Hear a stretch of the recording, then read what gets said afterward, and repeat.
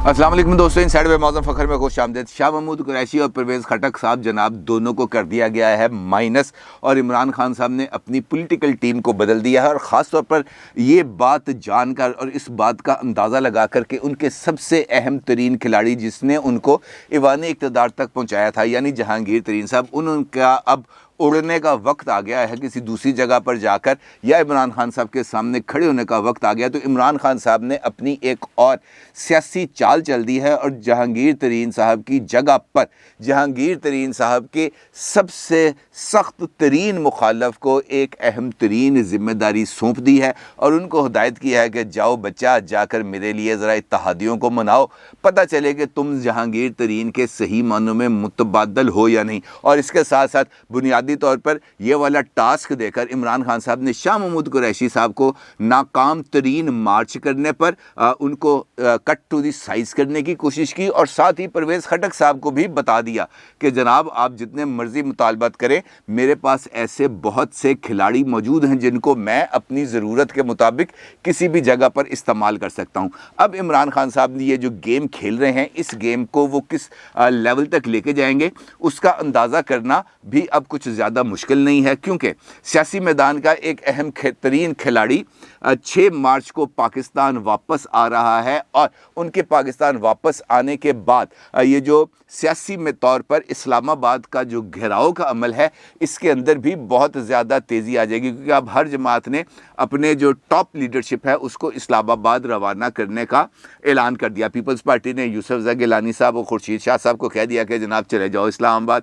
शहबाज शरीफ साहब जा रहे हैं इस्लामाबाद, आसिफ अली जरदारी साहब जा रहे हैं इस्लामाबाद, मौलाना साहब इस वक्त इस्लामाबाद में मौजूद हैं, और शाहिद खान अब्बासी इस्लामाबाद में मौजूद हैं, यानी लीडरशिप इस्लामाबाद में मौजूद है। और अब इंतज़ार है उस ट्रम्प कार्ड का जिसको अब इस्तेमाल किया जाएगा, और वो ट्रम्प कार्ड आ रहा है 6 मार्च को, और 7 या 8 मार्च को वो इस्लामाबाद पहुंच जाएंगे। और जो पिछले वीलॉग के अंदर मैंने आपको इशारा दिया था कि कोई एक अहम तरीन प्रेस कॉन्फ्रेंस होने जा रही है इस्लामाबाद में, वो भी 8 से 10 मार्च के दौरान किसी भी वक्त मुतवक्के है। अहम तरीन डेवलपमेंट्स हैं, वो कौन सी शख्सियत है जो इस्लामाबाद पहुंच रही है, वो कौन सी शख्सियत है जिसको इमरान खान साहब ने जो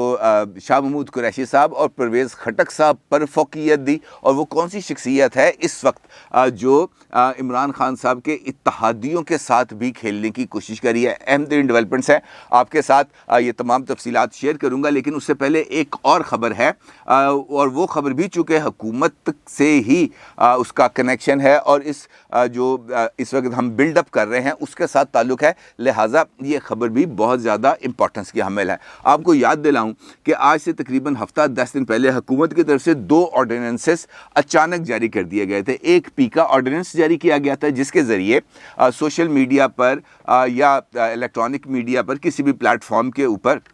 हुकूमत और चंद इदारों के ऊपर तनकीद को काबिल ताज़ीर जुर्म करार दे दिया गया था, और न सिर्फ जुर्म करार दिया गया था बल्कि उसकी सज़ा पे भी इजाफ़ा कर दिया गया था, जुर्माने पे भी इजाफ़ा कर दिया गया था, और इस जुर्म को नाकाबिल ज़मानत जुर्म करार दे दिया गया था। इसके साथ साथ एक और ऑर्डिनेंस सदर जनाब आरिफ अलवी साहब की तरफ से जारी किया गया था, और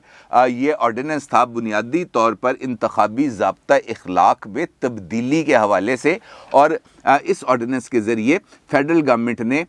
वो जो पाबंदी थी अरकान पार्लियामेंट पर, वज़रा पर, मुशीरान पर, गवर्नर्स पर, चीफ मिनिस्टर्स पर, प्राइम मिनिस्टर्स पर, कि वो किसी इंतखाबी हलके में जाकर कैंपेन नहीं कर सकते, सदर साहब ने एक ऑर्डिनेंस जारी करके उस पाबंदी को ख़त्म कर दिया था। और इनसाइट देखने वाले अब मेरे व्यूअर्स ये बात जानते हैं कि मैंने इसके ऊपर एक वीलॉग किया था और आपको बताया था कि इलेक्शन कमीशन ऑफ पाकिस्तान ने इस ऑर्डिनेंस के ऊपर सख्त तरीन तहफ़्फ़ुज़ात का इजहार किया और एक फ़ैसला किया कि जनाब हम लॉ मिनिस्ट्री को अपनी रिजर्वेशन भी बताएंगे, और साथ ये बताएंगे कि ये जो ऑर्डिनेंस है ये बुनियादी तौर पर आइन के मुनाफी है, क्योंकि आइन इलेक्शन कमीशन ऑफ पाकिस्तान को मुकम्मल तौर पर आज़ाद और ख़ुद मुख्तार इदारा बनाता है। अब इलेक्शन कमीशन ने क्या किया कि आपको पता है कि 6 मार्च से ऑनवर्ड काम अब गर्म होने जा रहा है। इलेक्शन कमीशन ने 9 मार्च को एक तारीख का तयन कर दिया है, और इलेक्शन कमीशन ऑफ पाकिस्तान का ये कहना है कि 9 मार्च को एक इजलास बुलाया जाएगा तमाम سیاسی جماعتوں کا اور اس کے اندر جو ضابطۂ اخلاق ہے اس کا تعین کیا جائے گا، اور ساتھ الیکشن کمیشن آف پاکستان یہ کہتا ہے کہ انتخابات کا جو ضابطۂ اخلاق ہے اس کو تیار کرنا صرف اور صرف الیکشن کمیشن آف پاکستان کی ثوابدید ہے۔ کوئی حکومتی ادارہ، کوئی آرڈیننس، کوئی act of parliament election commission کو اس بات پر مجبور نہیں کر سکتا کہ وہ ان کے بنائے ہوئے کوڈ آف کنڈکٹ کے اوپر الیکشنز کرائے۔ اور یہ موجودہ حالات میں الیکشن کمیشن آف پاکستان کی طرف سے لیا جانے والا ایک ایسا قدم ہے، ایک ایسا فیصلہ ہے جس کی حقیقی معنوں میں کوئی مثال نہیں ملتی، اور خاص طور پر تاریخ تو اپنی مثال آپ ہے، کیونکہ یہ وہی تاریخیں ہوں گی جب اسلام آباد کا سیاسی گھیراؤ والا کام جو ہے نا وہ عروج پر ہوگا۔ پیپلز پارٹی کا لانگ مارچ کل پہنچے گا لاہور، اور اس کے بعد وہ جی ٹی روڈ کے ذریعے آگے روانہ ہوگا، اور میرا خیال ہے 9 یا 10 مارچ کو وہ بھی پہنچ جائیں گے اسلام آباد، 9 مارچ کو پنڈی پہنچیں گے اور شاید 10 مارچ کو اسلام آباد پہنچ جائیں گے۔ اسی دوران اہم ترین شخصیت جس کا میں نے آپ سے ذکر کیا تھا کہ وہ آ رہی ہے پاکستان، اور پاکستان آنے کے بعد انہوں نے پہنچ جانا ہے اسلام آباد، وہ بھی اسلام آباد پہنچ جائیں گے۔ الیکشن کمیشن آف پاکستان نے تمام پولیٹیکل فورسز کو کہہ دیا ہے کہ جناب آپ آ جائیں 9 مارچ کو دوپہر 2 بجے، تاکہ اس بات کا تعین کیا جا سکے کہ ہم نے اگلا الیکشن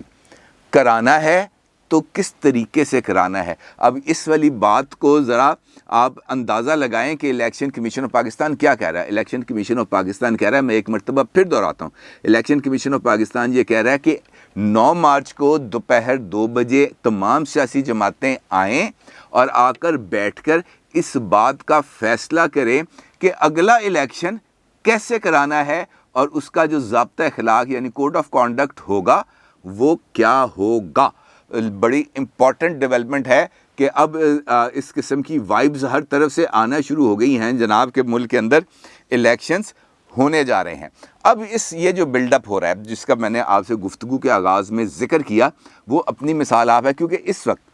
جو فیصلے لیے جا رہے ہیں وہ بنیادی طور پر ابھی تمام پارٹیز نے اپنے کارڈز کو اوپن نہیں کیا۔ کسی اتحادی جماعت کی طرف سے اس بات کا باضابطہ طور پر اعلان نہیں کیا گیا کہ وہ اپوزیشن کے ساتھ ہیں یا حکومت کے ساتھ ہیں۔ کسی اپوزیشن پارٹی کی طرف سے اس بات کا اعلان نہیں کیا گیا کہ کون سی حکومتی اتحادی ان کے ساتھ ہے اور کون سی ان کے ساتھ نہیں ہے۔ اس بات کا بھی کھل کے اعلان نہیں کیا گیا کہ اس اتحاد کی حمایت کرنے کے، یعنی اپوزیشن کا جو ان ہاؤس چینج کا پلان ہے اس کے لیے جو انہوں نے اپنا ایک اتحاد بنایا ہے، اس اتحاد کو سپورٹ کرنے کے عوض کون کون سی یقین دہانیاں ہیں وہ کرائی گئی ہیں، اور اس کے ساتھ ساتھ وہ کون کون سے حکومتی اراکین ہیں جو اپوزیشن کے ساتھ رابطے میں ہیں۔ اب اس پر میڈیا کے پہ تو بہت ساری باتیں چل رہی ہیں، لیکن میرے کنفرم ترین ذرائع یہ بتا رہے ہیں کہ کل جو ملاقات ہوئی تھی مولانا فضل الرحمان صاحب کی آصف علی زرداری صاحب کے ساتھ، وہ ملاقات 100% ناکام نہیں رہی، بلکہ اس ملاقات میں یہ بات کو طے کیا گیا، بلکہ اس بات کی شہباز شریف صاحب نے جو اس ملاقات کے اندر ویڈیو لنک پر موجود تھے اس بات کی تائید کی کہ یہ وہ وقت آ گیا ہے جب اپوزیشن کو اپنے چند کارڈز کو شو کرنا پڑے گا، انہیں بتانا پڑے گا کہ ان کی جیب میں کون کون سے پتے موجود ہیں اور کون کون سا اتحادی اگر ان کے ساتھ ہے تو کیسے ہے اور کیوں ہے۔ یہ کچھ کارڈز ہیں جو اب اپوزیشن کو شو کرنے پڑیں گے، اور اپوزیشن نے اس بات کی پر اصولی رضامندی دے دی ہے کہ جناب اب ہم اپنے کارڈز کو شو کرنے جا رہے ہیں، اور جیسے وہ کارڈز شو کریں گے، اور کارڈز کو شو کرنے کے لیے ضروری ہے کہ کوئی میڈیا انٹریکشن ہو، اور اس میڈیا انٹریکشن کے لیے ایک پریس کانفرنس ہونے جا رہی ہے۔ اب اس کے ساتھ ساتھ حکومتی لیول کے اوپر اب ایک اور بہت بڑا مخمصہ آ گیا۔ مخمصہ یہ آ گیا، اتحادیوں کو تو منانے کے لیے ٹاسک مل گیا، لیکن جو اپنے اندر اس وقت پل رہا ہے جو انتشار، اس کو کیسے روکا جائے، اور اگر وہ انتشار اتحادیوں نے اچھے طریقے سے بھانپ لیا تو وہ ڈوبتی ہوئی کشتی میں کیوں بیٹھیں گے، پھر وہ اپنے لیے فیوچر ارینجمنٹس کو سیکیور کیوں نہیں کریں گے۔ اب اس کا اشارہ 2 مثالوں کے ساتھ میں آپ کے سامنے رکھتا ہوں۔ ایک حکومتی معاون خصوصی پرائم منسٹر کے معاون خصوصی ہیں یار محمد رنسب، بلوچستان پی ٹی آئی کے پریزیڈنٹ ہیں. انہوں نے کل اپنے عہدے سے استعفیٰ دے دیا بطور special assistant to the prime minister, اور میڈیا پر آئے اور مختلف ٹی وی چینلز پر گئے اور وہاں پر جا کر انہوں نے اپنا خیالات کا اظہار کیا اور بڑے سنگین الزامات لگائے. اور خاص طور پر بلوچستان کے اندر یہ جو حالیہ تبدیلی آئی ہے، جو کمال صاحب ہیں ان کو ہٹانے کے بعد جو عبدالقدوس بزنجو صاحب بنے ہیں چیف منسٹر، اس سارے پروسیس کے اوپر انہوں نے بہت بڑا سوالیہ نشان لگا دیا، یہ کہہ کر کہ بلوچستان کی حکومت برائے فروخت تھی اور عبدالقدوس بزنجو صاحب نے وفاق کے 3 سینیٹرز اور ایک اہم سیاسی شخصیت کو 3.5 ارب روپے کی ڈیل کے بدلے ان کو بلوچستان کی حکومت دی گئی. اور یہ ایک ایسا الزام ہے جو یقینی طور پر جس کی تحقیقات ہونی چاہیے. اور یار محمد رن صاحب نے اس بات کا بھی انکشاف کر دیا کہ یہ جو سارے معاملات ہیں، یہ جو 3.5 ارب روپے کی ڈیل ہے، پرائم منسٹر صاحب اس بات سے بخوبی آگاہ بھی ہیں اور ان کے علم میں یہ سارا کچھ ہے. اور ساتھ ہی وہ کہتے ہیں کہ جناب اگر مجھے مجبور کیا گیا تو میں وہ نام لینے پر مجبور ہو جاؤں گا کہ وہ اہم شخصیت کون تھی اور وہ 3 سینیٹر حضرات کون سے ہیں. یعنی پی ٹی آئی بلوچستان کے اندر ہونے والی حکومت کی تبدیلی کے عمل کو قرار دیتی ہے کہ جناب یہاں پر پیسہ چلا ہے اور 3.5 ارب روپے چلا ہے. دوسری جانب پرائم منسٹر کا جو اس وقت ٹاپ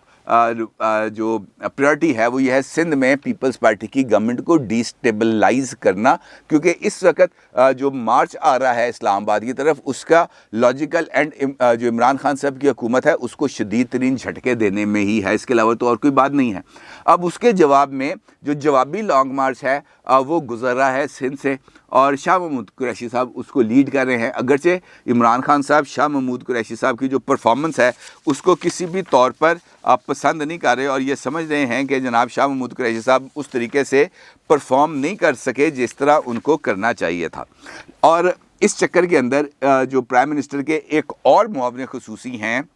جن کو بڑی دھوم دھام سے پی ٹی آئی میں شامل کرایا گیا تھا اور ان کے ذمے لگایا گیا تھا کہ وہ سندھ میں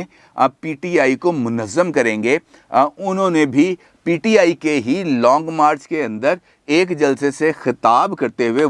وہ لانگ مارچ جو جا رہا ہے سندھ گورنمنٹ کے خلاف، اور فیڈرل گورنمنٹ اس کو لیڈ کر رہی ہے، اور فیڈرل گورنمنٹ میں پرائم منسٹر کا معاون خصوصی اسی لانگ مارچ میں ہونے والے ایک جلسے کے اندر آ کر خطاب کرتا ہے اور آ کے یہ کہتا ہے کہ بھائی میں تو پی ٹی آئی میں آ کر ہو گیا ہوں مس فٹ. یعنی ارباب غلام رحیم صاحب سابق چیف منسٹر سندھ جو جی ڈی اے چھوڑ کے شامل ہوئے تھے پی ٹی آئی میں، ان کی طرف سے اسی لانگ مارچ کے دوران ایک جلسے کے اندر اس بات کا اظہار کیا گیا کہ بھائی آپ لوگ کچھ نہیں کر رہے، میں جب سے آپ کا اسپیشل اسسٹنٹ بنا ہوں ایک پروجیکٹ کے لیے کوشش کر رہا تھا، لیکن یہ جو ہے وقت گزرنے کے باوجود تقریباً 14-15 ماہ گزرنے کے باوجود یقین دہانیوں کے علاوہ میں اور کچھ نہیں کر سکا. مجھے اس طرح لگ رہا ہے جیسے میں نے پی ٹی آئی میں آ کر غلطی کی ہے. اور ساتھ وہ اعتراف کر رہے ہیں ایک اور بات کا کہ جب میں پی ٹی آئی میں شامل نہیں تھا تو خورشید شاہ کے ساتھ میں رابطے میں تھا جو پیپلز پارٹی کے سینئر لیڈرشپ ہے، اور اگر کسی جگہ پر مجھے سندھ گورنمنٹ کی ہیلپ ہوتی تھی وہ خورشید شاہ کے ذریعے مجھے وہ ہیلپ ایکسٹینڈ ہو جاتی تھی. لیکن اب تو میں نہ اس طرف کا رہا نہ میں اس طرف کا رہا، مجھے تو آپ نے بیچ درمیان میں آ کے ڈبا دیا ہے. اور اس کے ساتھ ساتھ جو پارٹی کے اندرونی لوگ ہیں، جو پی ٹی آئی کے اپنے ایم این ایز ہیں، وہ بھی اس وقت بہت زیادہ خلفشار کا شکار ہے اور اپنا جو فیصلے ہیں وہ لینے پر تیار بیٹھے ہوئے ہیں. اس ساری صورتحال میں اگر میں آپ سے گزارش کر رہا ہوں، اگر کوئی بہت بڑی ڈیفیکشن ہو جاتی ہے، جس طریقے سے مسلم لیگ نون اینٹیسپیٹ کر رہی ہے کہ 38 کے قریب اراکین اسمبلی ایسے ہیں جو عمران خان صاحب کی حکومت میں عمران خان صاحب کی پارلیمانی پارٹی کے اندر ایک فارورڈ بلاک بنا دیں گے، تو آپ اس سے اندازہ لگائیں کہ پھر اتحادی کہاں پہ کھڑے ہوں گے. پھر ایک ہاری ہوئی بازی پر کون اپنی توانائیاں صرف کرے گا. اور یقینی طور پر یہ اس وقت جو لڑائی ہے یہ بنیادی طور پر اصحاب کی لڑائی ہے، نرو گیم ہے. اس نروز گیم کے اندر جس کے نروز مضبوط ہوں گے وہی کامیاب ہوگا. اب اتحادی یہ سوچ رہے ہیں کہ یار ہم اگر اس جہاز میں بیٹھیں تو کن ٹرمز اینڈ کنڈیشنز پہ ان کے ساتھ رہیں. اگر انہی کی پارٹی 2 حصوں میں تقسیم ہو گئی تو ہمارا تو ان کے ساتھ رہنا ہی بے فائدہ ہو جائے گا, اور ممکنہ طور پر اگلے سیٹ اپ کے لیے اگر ہمیں کسی طرف سے کوئی یقین دہانیاں ملنی بھی ہیں تو اس چکر میں وہ ختم ہو جائیں گی. عمران خان صاحب خود تو ڈوبیں گے, ہمیں بھی لے ڈوبیں گے. یہ ممکنہ سوچ ہے جو اس وقت ڈیولپ ہو رہی ہے اتحادی جماعتوں کے اندر, اور یہی وجہ ہے کہ اتحادی جماعتیں اس وقت کھل کر سامنے نہیں آ رہی, اور یہی وہ سینیریو ہے جس نے عمران خان صاحب کو, پرویز خٹک صاحب کو اور شاہ محمود قریشی صاحب کو مائنس کرنے پر مجبور کر دیا ہے, اور انہوں نے پولیٹیکلی اپنی جماعت کو لیڈ کرنے کی ذمہ داری, آپ کو پتہ ہے پہلے تو جہانگیر ترین صاحب کے پاس تھی, لیکن اب وہ ذمہ داری دے دی ہے اسد عمر صاحب کو, اور اسد عمر صاحب کو یہ ذمہ داری دی گئی ہے کہ جناب آپ جائیں لاہور جا کے آپ ملیں کاف لیگ سے, پھر 9 مارچ کو آپ نے میرے ساتھ چلنا ہے